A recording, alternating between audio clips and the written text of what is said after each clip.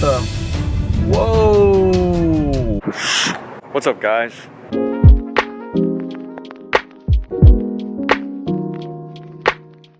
We're back, and I almost just backed up into a shopping cart. Not off to a good start. Today, I'm gonna do a video on, okay, what is this guy doing? These Tesla drivers, man. These Tesla drivers in the Bay Area. You get a lot of them. You get a lot of them. I'll tell you that much. But yeah, I'm gonna do a 2-year update on my Honda Accord Sport, and let's get right into the review. After 2 years of owning the car, I can only really say positives about it, although there are some negatives. One of the biggest pros about the 2018 Honda Accord Sport is the suspension system. On the 10th gen Accords, they changed the suspension on them, for the Sport model at least. So for the Sport model, there's a stiffer suspension, gives you a much smoother ride, unless you hit a pothole. And it just overall drives very, very well and handles amazingly. Another pro of the car is the interior. The interior of this car, it's one of the nicest interiors I could find on an average family sedan.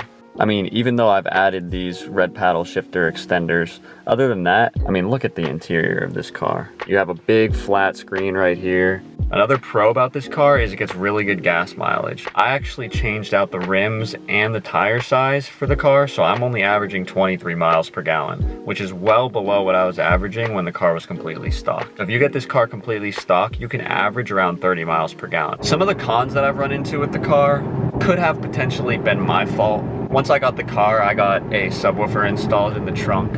I'm not sure if the wiring of the subwoofer or something like that caused computer malfunctions, but I personally had quite a few computer issues with the car at first. The first issue I had with the electronics was the new Honda Sensing radar system. It's a pretty common thing for new generations of vehicles to have issues, so I wasn't too surprised when I ran into issues with the Honda Sensing radar in the front of the car, but it is something that I've had to take consecutive trips to the dealership for, so that was kind of frustrating. Another con I found with this specific model, the Sport model, is it doesn't come with blind spot monitors or heated seats. I didn't think that would be a big deal at the beginning when I got the car, but now that it's been 2 years, I wish I upgraded to that.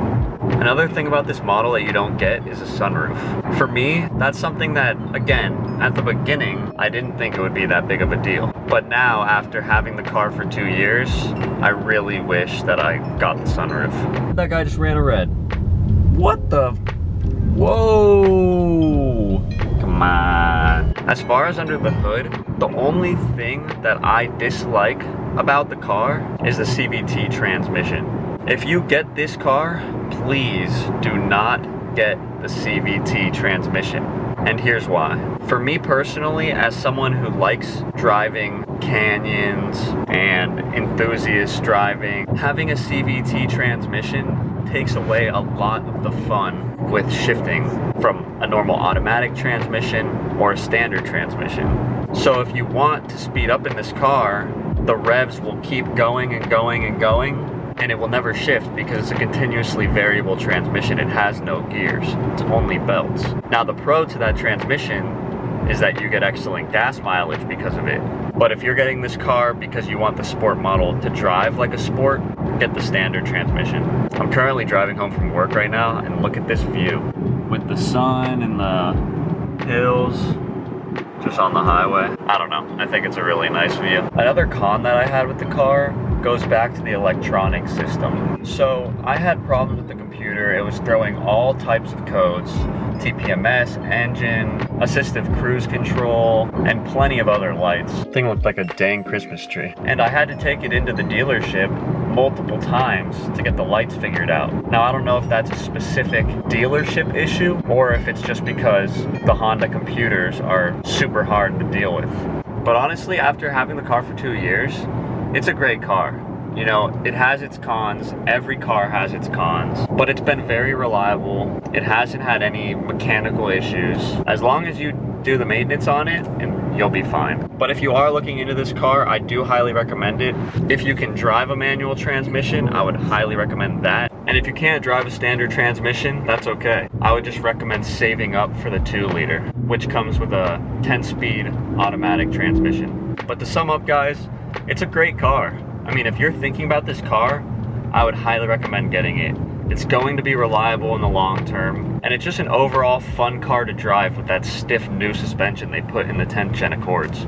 Anyways guys, that's gonna do it for this 2-year review of my 2018 Honda Accord Sport. If you guys have any questions about the car, drop a comment in the comment section below, and I'll do my best to answer any questions you have. I hope to see you all in the next one. Don't forget to like and subscribe if you liked any part of this video. With that being said though, it's time for me to go eat dinner. Take care guys.